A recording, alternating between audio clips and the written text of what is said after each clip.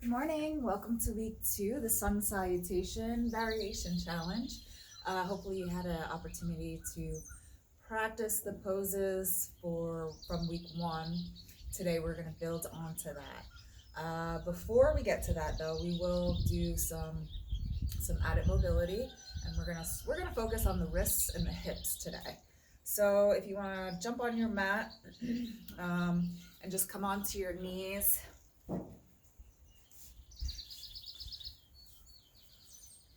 Just bring your hands out in front of you, and then we're going to rotate the hands 180 degrees.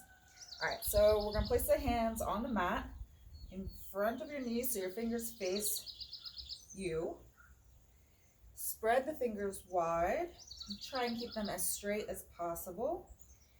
And your bum is probably lifted off your feet right now, off your legs. If not, that's great. But what you want to do is you just want to lean as far forward or backward until you feel that first point of resistance. You should feel a really nice stretch in the forearms. Maybe even a little bit in the backs of the elbow.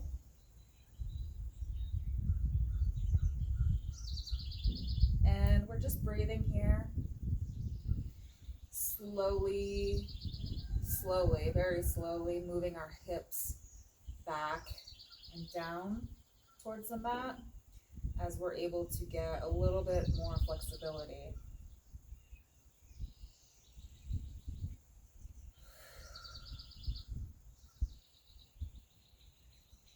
The more you breathe and relax, the better the stretch. So try to let go of any tension you're feeling in the body.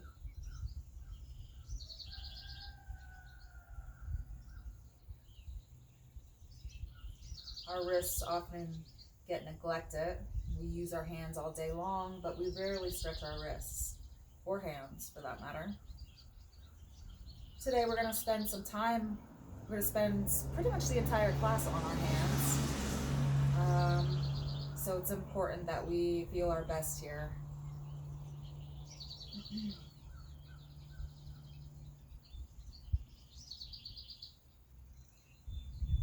All right, and when you're ready, let's take our hands and we'll place them so that the fingers face each other.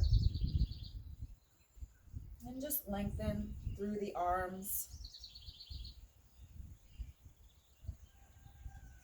And here, let's begin to just rock side to side, lifting the palms up off of the mat. Could just be an inch or so to start. And then we'll gradually rock until we're up onto our fingers.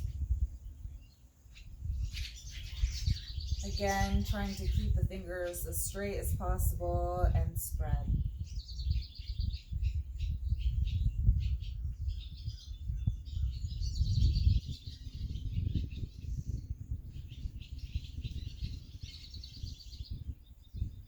Just noting where you're feeling the stretch the most.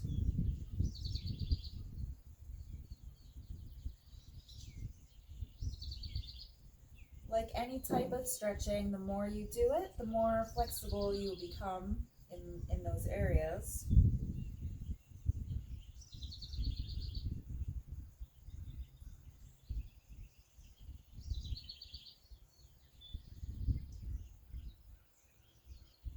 And then lastly, we're just going to flip the palms so the fingers face out.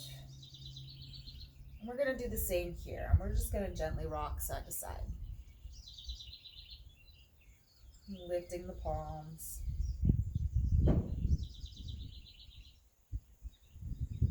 Breathing.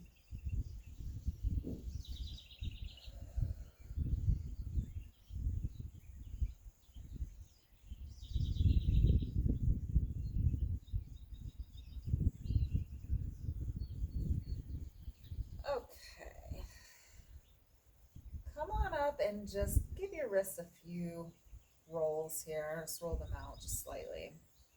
That was a lot of work for them. Okay, so we are going to come into plank pose. And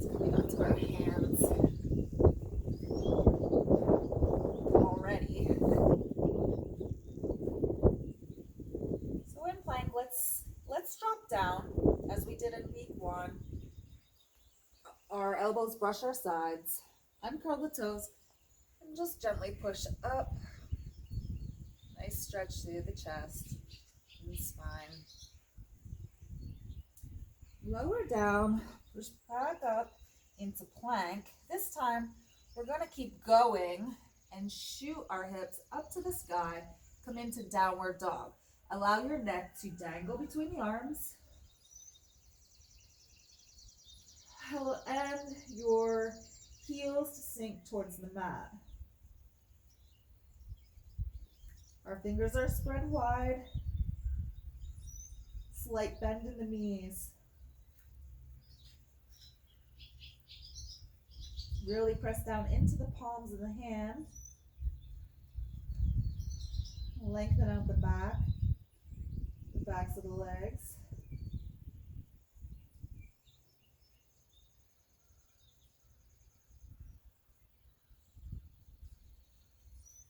Good. Let's come back into plank.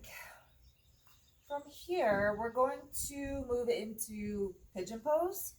So let's lift the right leg up towards the top of the mat. Allow your left leg to drop down.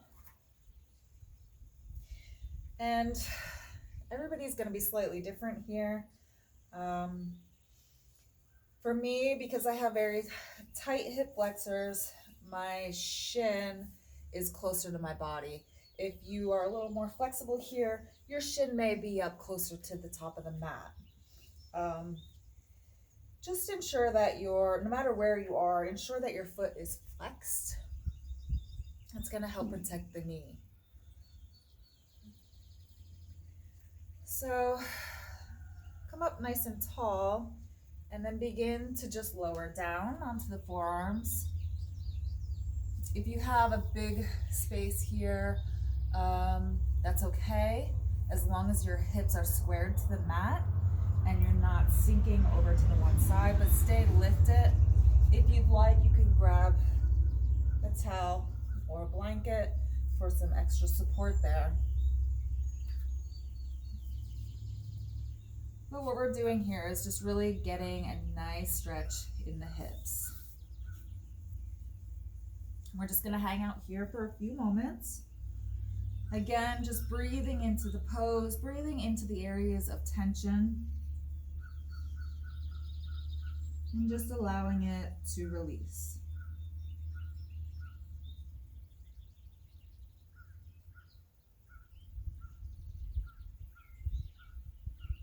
This is a little bit of prep work for what's about to come.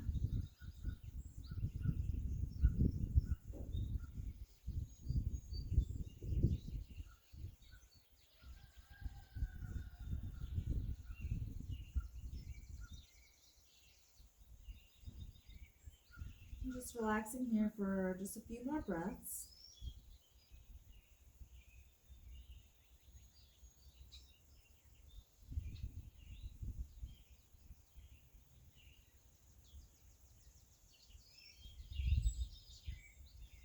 Good. Begin to come back up onto your palms. Curl the back toes under and just lift up slightly so you can bring your right leg back to meet your left.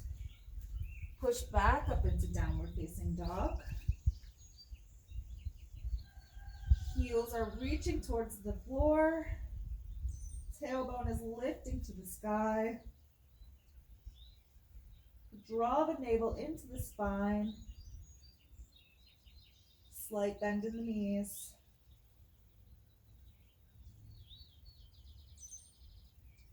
Shift forward into plank, and we're going to take pigeon on the left side. So again, just bringing the left knee up towards the top of the mat and the left shin as close to the top of the mat as you can. Find a nice comfortable position here, with or without the blanket, it's totally up to you. And just lifting nice and tall and then lowering down onto the forearms. Hips are squared to the mat. Just hanging out here for a few breaths.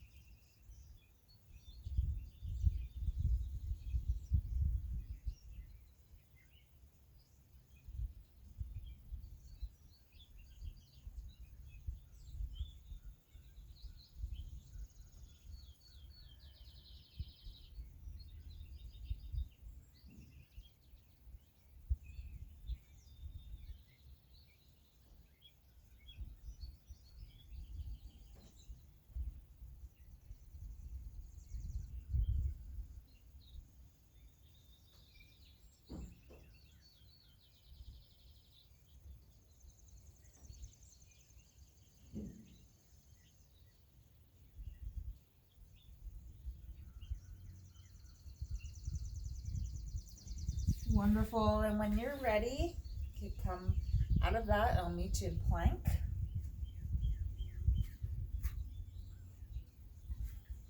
All right, from plank, we're going to push back up into downward dog once more.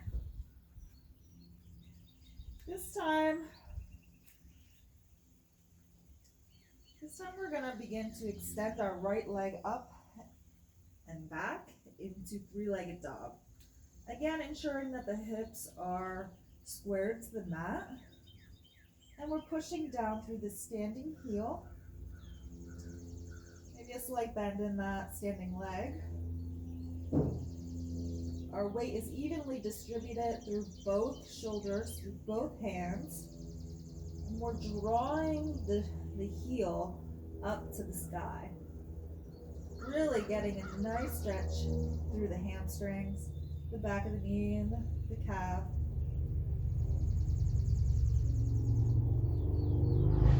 Go ahead and lower that down.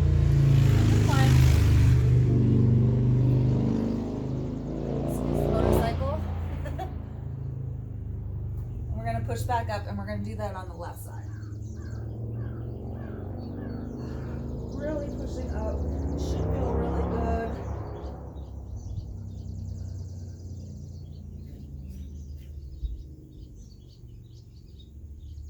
You can bend your knee as much or as little as you need.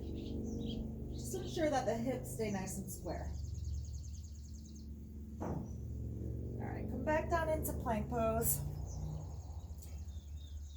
And we're going to push up one more time. Downward facing dog.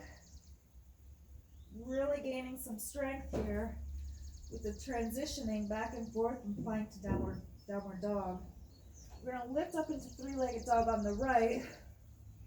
This time, bend into the knee and just allow the hip to open. Maybe rotate the hip around a few times.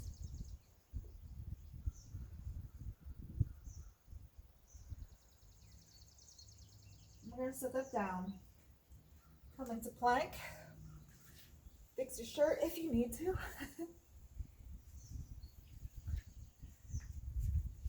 Push back up into downward dog, and we're going to do that on the left side. Bring it up, three-legged dog. Bend into the knee. Your weight is still evenly distributed. Rotate around a few times. Loosen that hip joint up.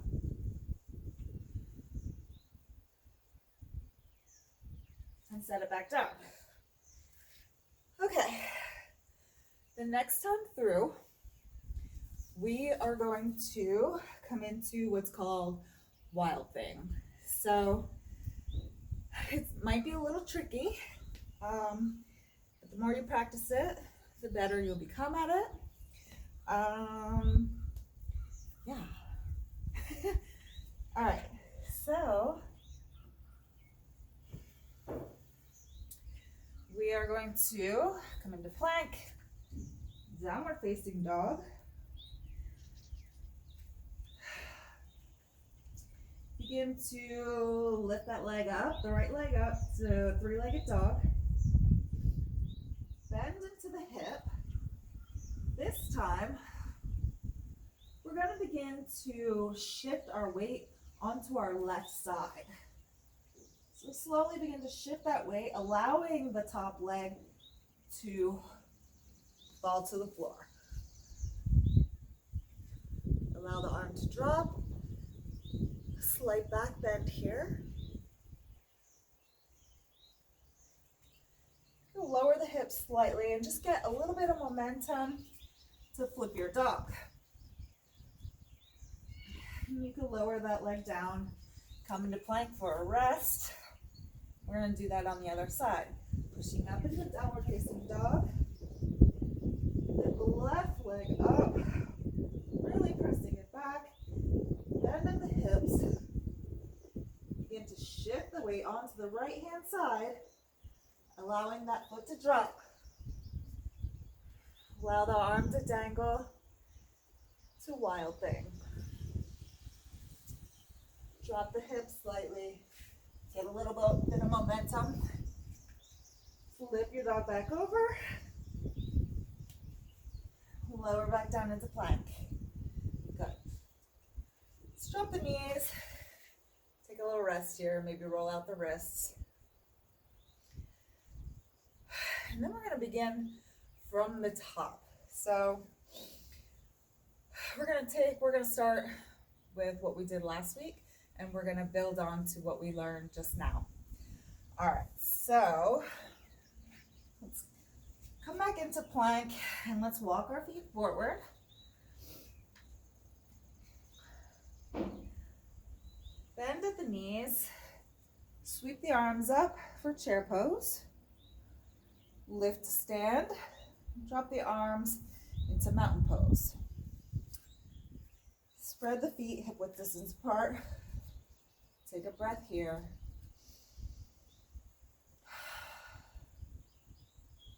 We'll reset. Starting from the beginning.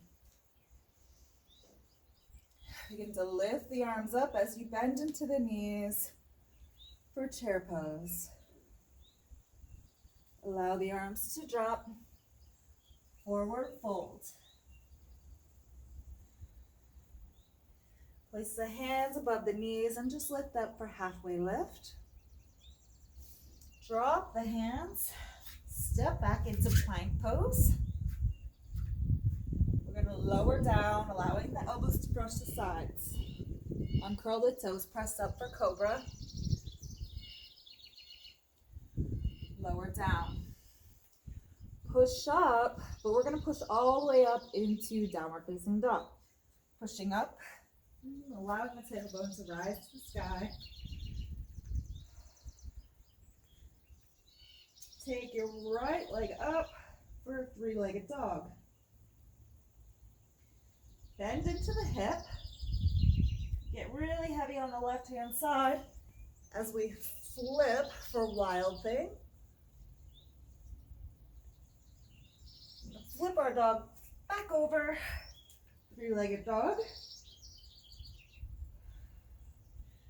Drop the foot down, come into plank, lower down for cobra.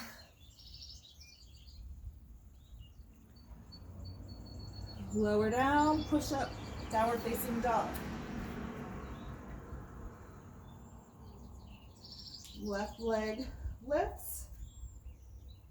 Open the hip. Get really heavy on the right hand side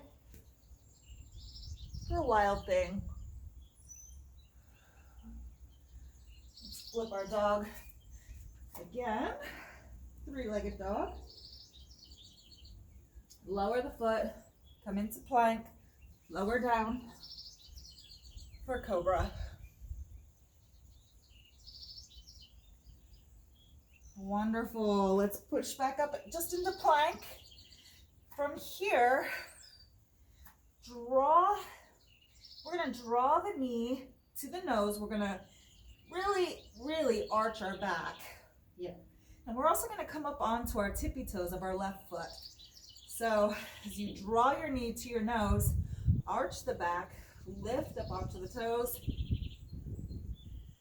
You may need to come up onto the tippy fingers as you draw your foot as close as you can to between your hands.